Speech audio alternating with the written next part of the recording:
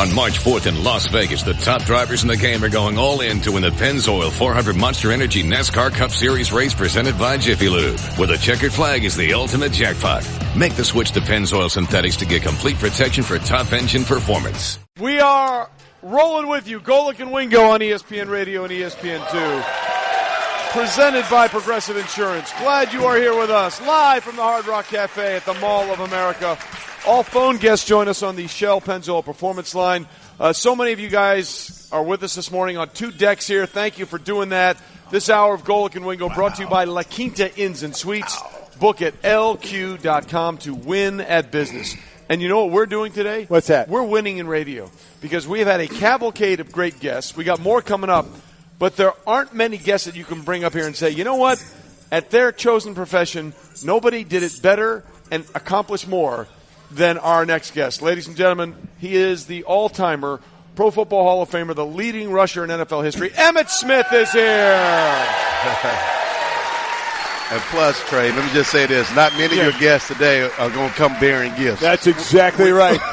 We're all about the gifts. And we're going to get into that, and I love the gift coming on. And I've done many events with Emmitt since our playing days, and he's the guy that I can say I tackled the most in the NFL of my years, only because I played against him the most, and missed tackles the most against Emmitt. The best story I have against Emmitt and just how tough he was, and the stories of his toughness are endless. We played them now. Again, this is back in the day when you could basically rope somebody wherever you wanted to, and not get fined or thrown out of the game for it. Football was real. Yeah. So Emmitt's running. He's running on a wide play, and he's by the out of bounds, and I'm coming from the middle of the field, and so it took me half the 53 yards of the width of the thing to get there, to get to full speed. Yeah. And Emmitt was worrying about dodging someone and trying to stay in bounds. I had a beat on him, and I mean literally, it was a split second in time, but I had enough time to think, I'm going to decapitate him. I'm going to hit him so hard that he is never going to get up again. And I mean I did. I gave him a shot. Over-aggression. It was. It was because it was like a sit and duck type thing. Yeah. And I hit him so hard and splashed him out of bounds, and I thought, oh, my God, that was a great hit. I'm on the ground. He's on the ground. I start to get up. He's already popped up and run back onto the field. It's like that fight, that boxer, where you land the punch and you have landed the best punch of your life, and the guy just goes, okay, that's it. Then what? You got nothing more? I was like, oh, my God, I didn't even dent this guy. I felt really bad about that. I just didn't want you to know that you Yeah. That's all it was. Well, he talks about you, Emmitt, and one game in particular all the time because he never got to a Super Bowl, and the closest he ever came was after they'd beaten the Saints in the wild card round on the road, and they went to Texas Stadium, and it was the divisional round, and they were all set up. Andre Waters was ready. He was going to take you out. We were cocky. We went into that game really, really, and you guys hammered us. Final score 30-13. Yeah, we went in pretty cocky in that one. It didn't work out so well. Yeah, whatever. Worked out great for Emmitt. So what has changed? What has changed? Yeah. Very true. All right, so Emmitt, your team in the Cowboys in the 90s, one of the best of all time, the first to win 3 Super Bowls in 4 years. The Patriots then matched that in the 2000s, and now they have a chance to do it again. So can you explain to people how difficult it is to have that sustained success where you can claim 3 rings in a 4-year span? Well, it's extremely difficult because when you think about it from the perspective of football itself and the number of games that each team will play, the Patriots have played more games than anybody. And so to be able to bounce back so quickly, physically, mentally, and emotionally, to get ready to play a full 16-game schedule, let alone the playoff, and go through whatever you have to go through in order to get to this particular game. It's very, very tough, emotionally, mentally, and physically on a person's body. Were you guys, because it's like, if you get to the Super Bowl and win it, it's like cherish that because you never know if you're going to get back. Well, you guys certainly did get back. Was that the attitude in the offseason going into the next season that there's no doubt in your guys' mind you're the best team and you're going to be going back again? Well, within that 3-year time frame, yes, that was the attitude because when we lost to San Francisco in 94, it was such a heart-wrenching moment for us because we had just come back off of back-to-back Super Bowls and we thought we should go 3 and then maybe have a potential to go for 4. Right. When that happened, I think it helped our team get back refocused. Because sometimes when you win in these games, and you're winning 2 or 3 in a row or something like that, you have the tendency to get a little lax. You have more commercialization going on all around the team, which is taking away and distracting certain players from key things that they should be doing. And all of those things kind of go into play here. Right. And so for me, it was like when we lost that game, it was like we got back refocused, got re-energized, because we were sitting here watching the San Francisco 49ers play against the San Diego Chargers. We like, man, that Super Bowl was supposed to be ours. I remember Michael Irvin was like, that was going to be my MVP year. Because it was in Miami. Exactly. Troy Aikman won his in California, where he played at UCLA. You won yours in Georgia, which is next to Florida, where you went to school. And Mike was like, that's supposed to be my MVP year, the triplets. Yeah. Your Cowboys team, Emmitt Smith with us, Hall of Famer, leading rusher in NFL history. Your team won 3 and 4, but you guys did it in a completely different way than the Patriots do it. You guys were brash. You guys were loud. You guys did everything. The Patriots are more corporate. What do you like or respect about the Patriots in the way they go about their business as opposed to the way you guys did it? Well, I love the consistency there for the whole entire organization. When you think about all the sports, have you ever seen an organization so dominant for so long and so consistent, no matter who the players were? Right. I mean, we had great players. We had great names. I mean, you name some. Yeah. And but when you think about the New England Patriots, how many Hall of Famers are actually on those teams? Right. And so when you think about the Cowboys, you know all the Hall of Famers that you actually have. So when you look at that team and that organization, there's a constant there. One, you can go from the owner Bob Kraft all the way down to Tom Brady, all the way down to Bill Belichick. Consistent. Everything else has evolved. Correct. And so that in itself, to me, that process in terms of what they go through has really captured my mind in terms of how they go about doing their business. It is such an amazing thing to see, to be that consistent for such a long period of time and be still hungry to be successful. Is there part of you see what they did and you see what you guys were accomplishing with Jimmy Johnson at the helm, and obviously the last one went to Barry Switzer, but do you look back and you say, boy, if we could have kept that head coach and kind of, now this was also right after the first start of free agency where some guys were bopping out and going and getting some money, but I thought that, man, maybe we could have had, that kind of a run. In the back of my mind, I think like that. I would say if free agency would not have hit, how good we could have been. Oh, right? I'm all in on that. I think you guys might have been the first team to win 4 in a row, because the guys that took apart. I mean, your free agency, you lost so many starters. I mean, we lost Kevin Gogan, and then we ended up losing Jimmy Jones, Ken Norton, all of our rotations, second string guys that were actually first string guys would have been first string guys for any other team was our second string guys, and so Jimmy had him a little mini Miami in Dallas. He certainly did. Emmitt Smith with us here, courtesy of Herradura Tequila. We'll get to more in 30 seconds, but first, Mike, you got something? Yes, we will. We're going to talk about La Quinta Inns and Suites. Winning at sports and sports broadcasting means changing things up, just like La Quinta Inns and Suites is changing up their look. They've renovated their lobby for a more cool contemporary look. Totally updated fitness center. Going to put you in the mood to work out. Plenty of comfortable spaces. Gives you that vibe of victory feeling. So you can just relax, refresh, get ready for your next big meeting. Prepare to win at business with La Quinta Inns and Suites. Book now at LQ.com. All right, so Emmitt Smith with us now. I'm going to put you in a very unusual position for yourself. Make the case for the Philadelphia Eagles. Something you never wanted to do when you played. Make the case that the Eagles can upset the apple cart here. When you look at Super Bowl teams, the one thing that I go to is what it look like in the trenches. Right. What does the defense look like? Because defenses win championships without a doubt. And I think Philadelphia in this particular case might have the better defense. And that gives them an edge, as far as I'm concerned. I think people are truly underestimating Nick Foles. I think back to a couple years ago when Nick Foles first got to Philadelphia and he was throwing the ball fairly well, had a great season. He was all that guy. Then Chip Kelly comes in with a different offense, and it was very hard for him to transition into that new offense. And so what I appreciate about this Philadelphia team is the head coach, because they have made an adjustment and turned this offensive unit into what Nick Foles can do best.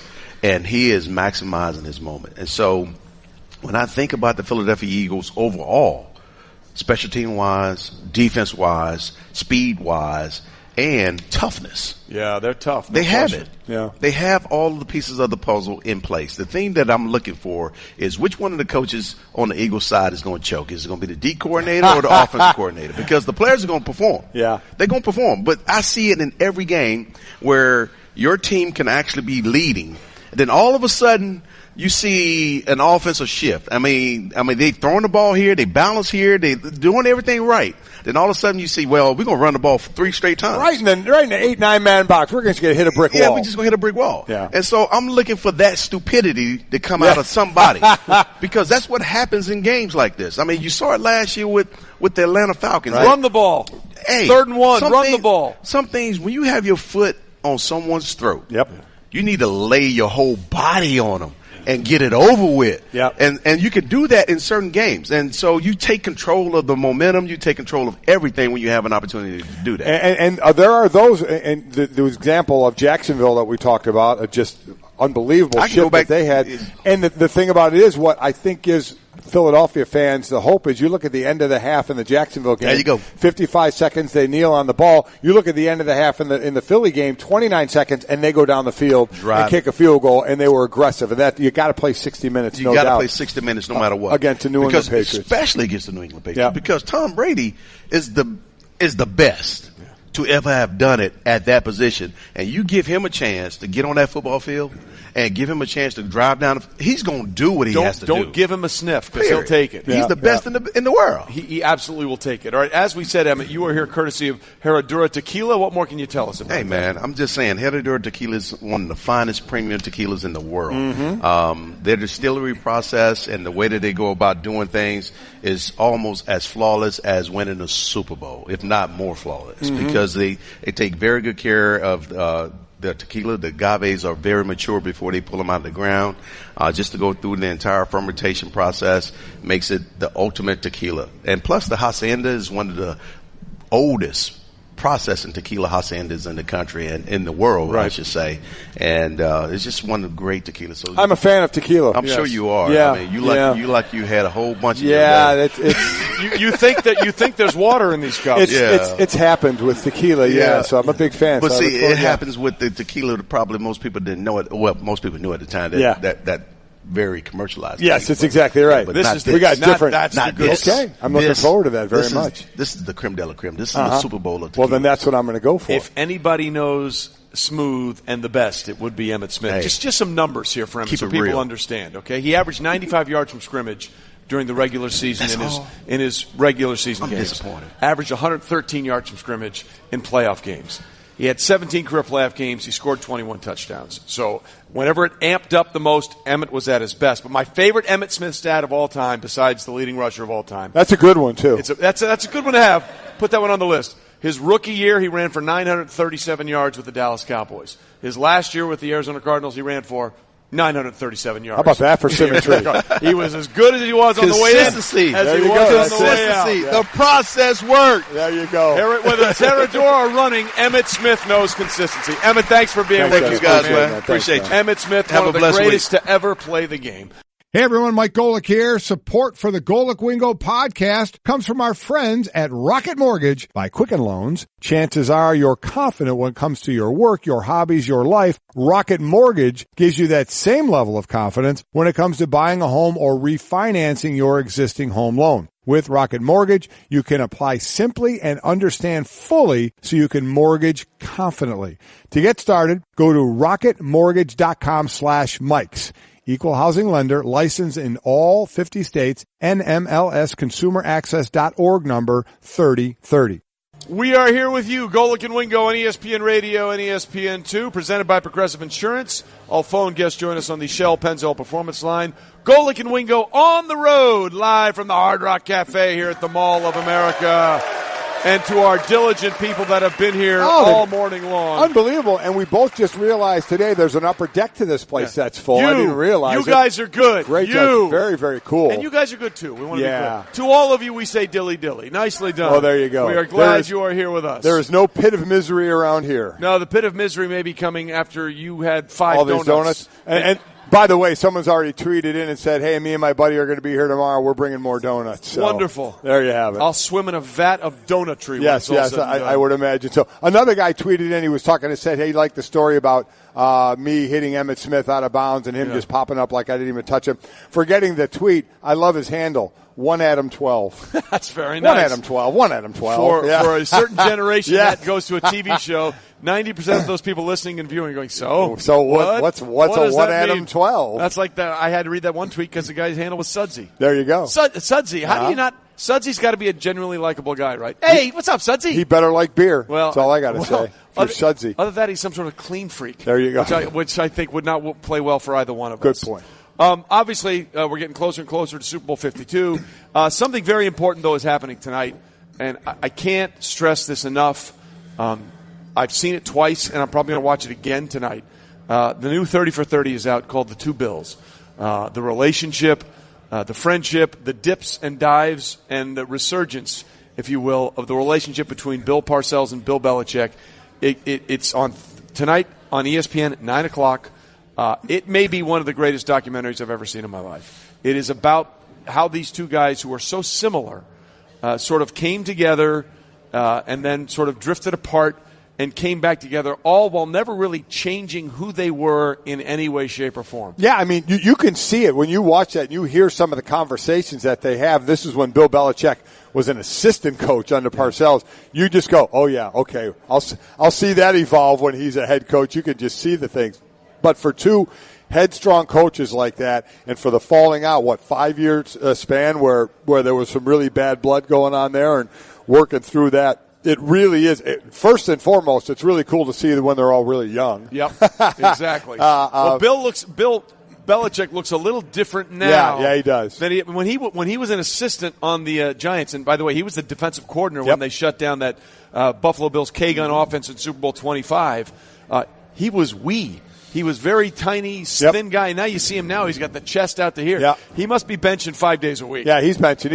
He's working the pecs. He has definitely changed, but it goes back to where they met, where Bill was Parcells was the head coach at Air Force, and Belichick was an assistant at Navy, and now they sort of got together and sort of moved along. And then at one point, Parcells looks like he was in trouble as the head coach of the Giants, and Belichick decides he's going to take a job here in Minnesota. He was going to join Les Steckel's staff here with the Minnesota Vikings. But at the last second, he was like, I can't do this. I think we can make this work with Belichick, with Parcells. And 2 years later, they win their first Super Bowl. And then the whole plot was, hey, we're going to groom these guys together. We're going to do this, and eventually I'll step down and you'll take over.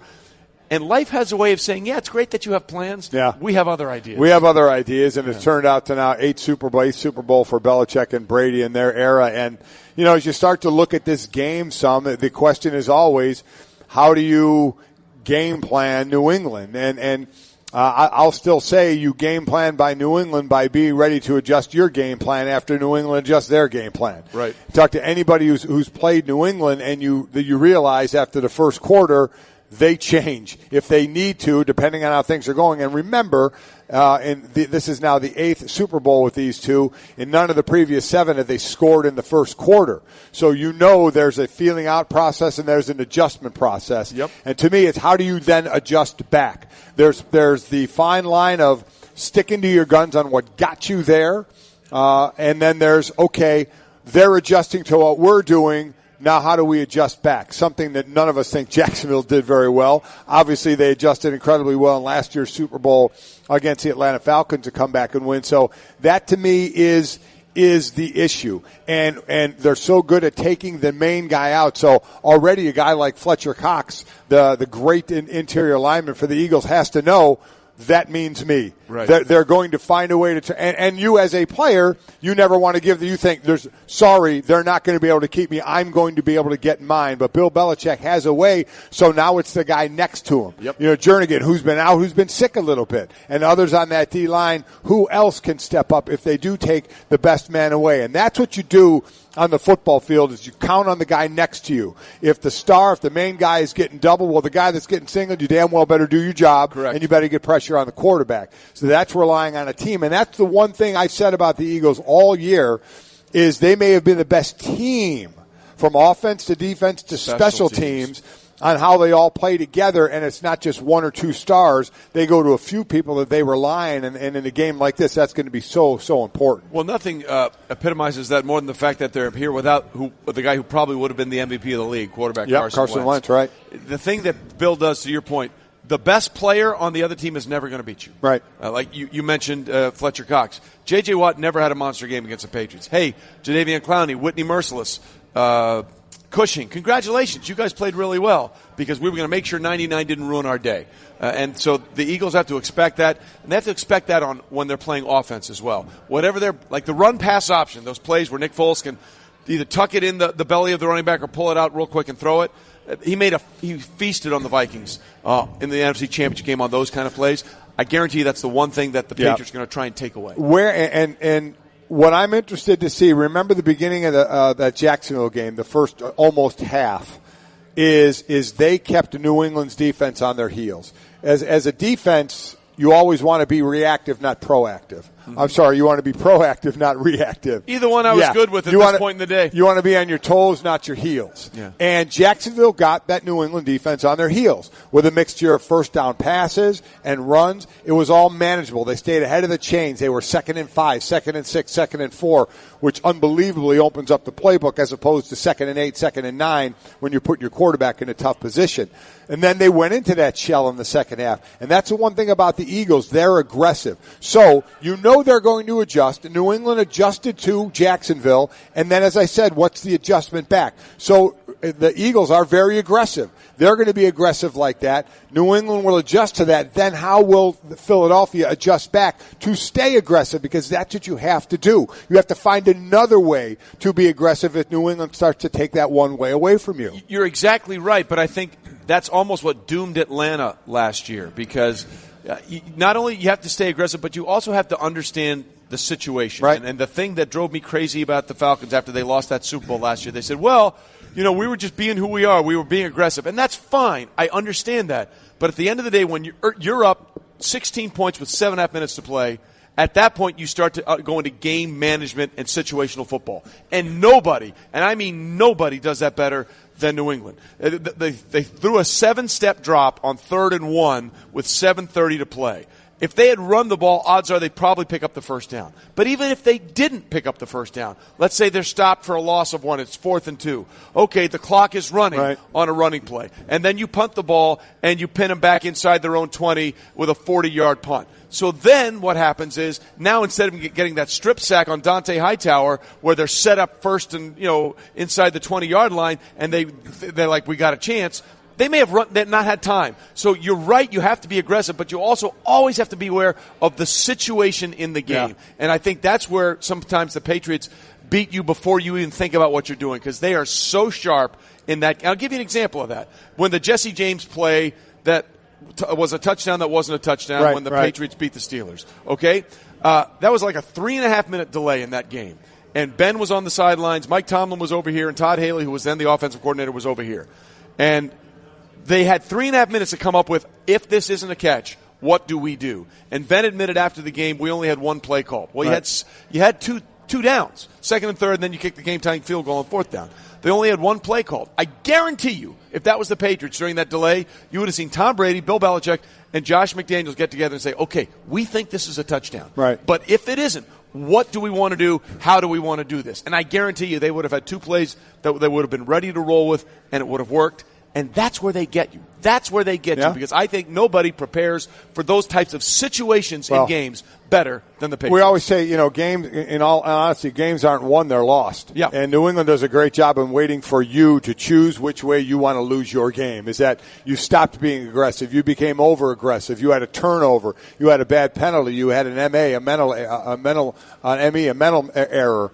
That cost you as well, and they'll take advantage of it. That's what they're so good at. That's why you just have to be on for 60 minutes of the game, and that's what Philadelphia is tasked with, and Doug Peterson knows that, obviously. Yeah. Well, going back to another game this year, they got the Patriots lost at home in the season opener Thursday night to Kansas City, got blown out. Right. Well, the very next week they go down to New Orleans, and they tap dance on New Orleans pretty big. Right. But one thing they did right before the half, if you remember that game, they didn't have any more timeouts. They got, get out of here, Fly, get your own show. They got down there, and they were in field goal range with like 25 seconds left to play. And we broke this down on NFL Primetime. They had their field goal unit run onto the field. They had a couple of guys that were tackles that were going to be eligible in case it was a fake, and they went to the official and said, look at my number. And within like 17 seconds, they got the offense off the field, they got the field goal unit on, and they kicked the field goal with 1 second left in the half. It went through the uprights. That told us they had practiced this exact situation 20 times. Okay, look, there may be a time in a game where we have to get that field goal unit on. Let's practice that. Let's go through it hurriedly. Let's make sure we get everything done. And it was the old John Wooden line, be quick, but don't hurry. Right. And they ran onto the field. They knew their assignments. They got in there, and they got that field goal off just before the half.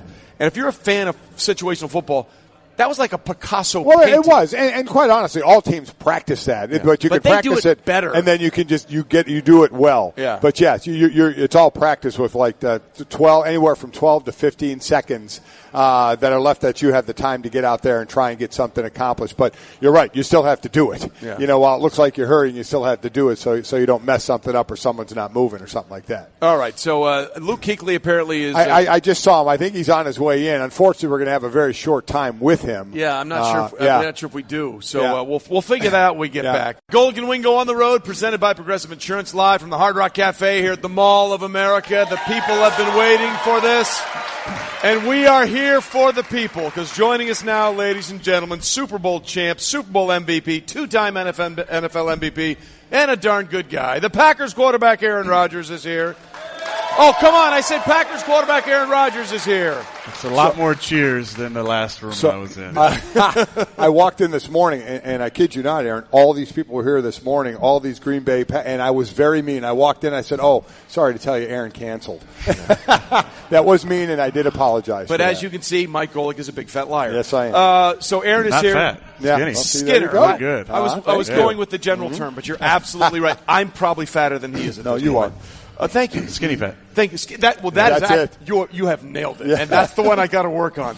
Aaron's here, courtesy of Marriott Rewards and SPG. We'll get into that in a minute, but first and foremost, your health. You came back, tried to give it a go, and then you shut it down again for the end of the regular season. Everything good and straightforward for 2018? Yeah, everything's great. I was swinging a golf club yesterday in Scottsdale, so why you got to rub it in? I'm feeling good. We were here yesterday. Why you got to rub it in? It was 80 to 8. Again, stop. Why do you think linemen hate quarterbacks so much? Yeah. Because of a comment like that. Can I just say that's how you test how your injury is? You were able to swing a golf club. Yeah.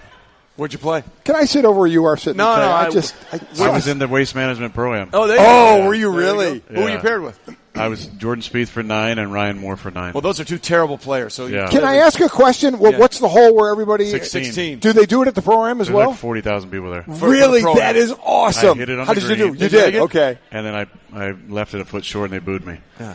Listen, that's how they are. That is the most, how do I say this, lubricated hole in the PGA Tour. And I was lucky. I got him early. I got him at before noon. I was about to say, you get there at 4 o'clock, it might be really, I love really watching that hole because I think that's the way golf should be played, quite honestly. Yeah. Everybody a little crazy like that. Listen, the greatest one ever was Nick Faldo was playing in 97, I think it was, in 90. He was way on the other side of the course, and this huge roar went up. And he turned to his playing partners. It had to be an ace on 16, had to be Tiger. Yeah, that's exactly what it was. Yeah. That thing carried all the way across the course. Okay, you are here with us. I know you'd rather be here playing, but there was a big quarterback trade a couple of days ago. Alex Smith goes from Kansas City to Washington. As a quarterback, what did you think about that, knowing how well Kirk Cousins has played the last few years for Washington, and Alex Smith is coming off his best season ever? Well, I'm really happy for Alex. Alex was picked in my draft in 2005. Right. I've followed his career closely as a friend and a peer for a long time. I think he's been one of the most underrated players for a lot of his career. Absolutely. And he's done a phenomenal job. He had a great season this year. I don't think he gets enough credit for his athleticism. He makes a ton of plays with his feet. He's extremely smart. He's probably got this too much of the game manager title. Yeah. Which what does that even mean? Now, if you take care of the football like he did, and he led the NFL, I believe, in passer rating, he's still just a game manager. Well, they win games, and he's a phenomenal guy. He's one of the good guys in the league. I mean, I don't know if you guys absolutely. got to Alex very he's well. A fantastic guy, and coming off a great season. Washington's got to be proud. A lot of things that you can't often measure unless you're in those locker rooms is that leadership. And I know that he's a great leader in the locker room, so they're getting that. It's amazing because he had to see writing on the wall in San Francisco and now the same writing on the wall in Kansas City. And not specifically about Pat Mahomes, because I respect the hell out of Andy Reid, and I know they moved up for him, but it still puzzles me that Alex Smith moves on, and you're going with a guy who you like. And even if I still said he's going to make rookie mistakes next year, even though he's not a rookie, didn't play much. Talk about even though you're in a system and don't play a lot for a year, how much does that help maybe knock off the fact that you're going to be the full starter the next year? Should we expect less rookie mistakes because at least he was in the league for the year? Well, no, I think really it takes a couple years for these young quarterbacks. The first year is really a coming out party, and the second year is the most important year. So I'm not counting this first year for Pat. I think he only played one game. One game, right? yeah. Started the last game against Denver. So the first year of him starting will be interesting to see how he does. Extremely talented guy. Enjoyed watching him in college.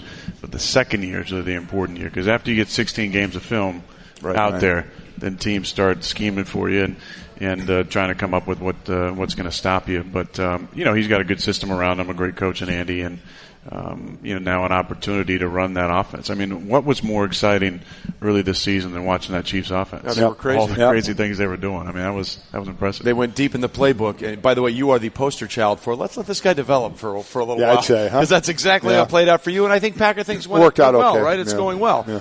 But one last thing on Alex. People give him grief. He's only 2-5 in the playoffs. Well, he has 14 touchdown passes and just 2 interceptions in the playoffs. So if they aren't winning, it's probably not because of Alex Smith. Okay, Aaron Rodgers is here, quarterback of the Green Bay Packers. Obviously, the season sort of went off the rails for the Pack with your broken collarbone. As you come back, you're healthy and ready to go. How close do we think this Packer team is to being that Packer team of 2010 that won it all, or the Packer team that 2011 and almost ran the table? How close are you guys to getting back to being at that championship level? Well, I'd say we're not too far off. I think if you look at the Final Four teams that were in it, 3 of the 4 have dominating defenses, and the other one's the Patriots, who, are often the most well-coached team in the NFL. So you're looking at what Jacksonville did this year with their defense, what obviously Minnesota they do with their defense, and Philly was phenomenal. We got to get back to playing championship defense, and we got a new coordinator. Actually, both sides. Joe Philbin came back. A guy you know very well. And we had his last year with us was 11, and we had a pretty damn good offense that year. That's exactly right. So it's exciting having him back. Some other changes that are a little, strange maybe, but we'll see how they all play out. As far as the Super Bowl here, we had Jaron Allen on a little bit ago. Love him. And a great guy. Yeah. And last year he got into his last game was the Super Bowl Carolina, which they lost. And he said, looking back, the one regret is he said, I was so honed in on the game, I didn't enjoy myself in the experience enough before it got to that Wednesday, Thursday, Friday part of Super Bowl. So I'm wondering what the Super Bowl obviously went different for you when you were in it. But were you able to enjoy it? Is there anything you look back on that experience and you say, could I have enjoyed it more or anything differently? No, I don't. I think it's a blur the first year. I want to go back because you're just so locked in on the game. You don't really have that 360 perspective on how incredible this experience is and exciting the energy is. I know it's Minneapolis for us, Packer folks. It's it's the enemy territory, but there's so much exciting energy in this city, and they're going to do a great job hosting all the Super Bowl week is, but there's so much fun things from you get in Monday to Tuesday's media day and practice, and next thing you know, it's the game. So not being able to really maybe enjoy that experience with your teammates. Now, we had some great moments from that time, but it was a little quicker. I think Anthony Munoz had the best story. The first one he went to was in Detroit. He said they took their rental cars and went out in a parking lot that was icy and did donuts.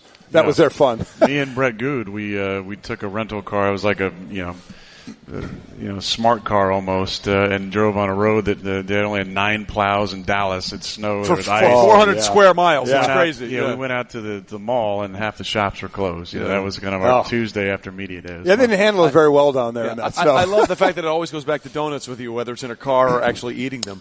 Aaron Rodgers here with us, Green Bay quarterback. You mentioned some of those changes with the coaching staff. You have a new GM in Russ Ball, but you said some of them were a little curious. Russ is not the GM. Yeah. as far as I know. No, I'm sorry. I got that right. No, I apologize. I got that wrong. But you mentioned some of those changes that you thought were a little curious. What were some of those changes you thought were a little curious? Well, my quarterback coach didn't get retained. I thought that was an interesting change, really without consulting me. There's a close connection between quarterback and quarterback coach, and that was an interesting decision. I think people don't realize that enough. You have a head coach, but I said this: players normally have the best relationship with their position coach. Oh, yeah. They don't deal with the head coach as much, so that can be a thing. Otherwise, one of the guys goes. Usually the player or the coach. That's exactly right. That's exactly right. But it seemed to be working, which it makes it hard. Yeah, a little curious. And is there one thing you mentioned the championship defense? Also, the running game has sort of been hit or miss for the Packers. Is that something you feel like you got a little stability towards the end of the season with some of those rookies that were playing well? Yeah, I feel good about those two guys. We got Jamal and Aaron Jones. I mean, both those guys did a good job for us. Aaron, had a couple good games, got hurt, then Jamal came in and ran over a bunch of guys. So I'm excited about those two guys. It's like running over people. Yeah, in general. It's always a good thing. Are you here on behalf of Marriott Rewards and SPG? Tell us a little bit about that. Yeah, I'm here on behalf of Marriott's Rewards program, their loyalty program, which is Marriott Rewards and SPG, and we're doing a fun thing. We're creating a once-in-a-lifetime experience for 12 of their members and guests. In a partnership with the NFL, we're doing I'm hosting a VIP party tomorrow night. That would be a good place to go. Yeah, that would. Throw that out there. It's going to be a good time for those folks. Q&A, meet and greet, mingle a little bit. More of an intimate setting where a lot of times you get in a room and there's you can't kind of get to everybody. This will be a fun little one-on-one thing for them that they do, and you can find out more on Marriott.com. That's very cool. That might be a memory for I would say people. so. Yeah. So playing all the time in Green Bay where it's cold, I did it first here. I love fishing, and I fish all the time. First time I ice fished. Did ice fishing yesterday. You ever done that? I haven't done that. Being a big fan of Grumpy Old Men, that's definitely on the Let me tell you, it is film. definitely being in the ice house. That helped a lot. Yeah. I had a pole in one hand, a beer in the other hand, and I was really happy, and we caught a lot of fish. It is really cool. Was it a PBR or was it a It was Milwaukee's a local. Best, it was a local. I like drinking the locals, and it was, I don't forget what it was called. It was a bright red can, and there ended up being a lot of cans in the hut.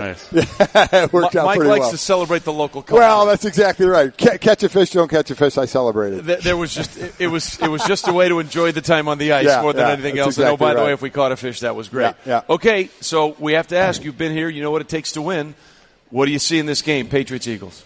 Well, I was surprised with the NFC Championship result. The lopsided game because of how good that defense was. It's credit to Nick Foles and the offense, but also to Coach Schwartz and the defense.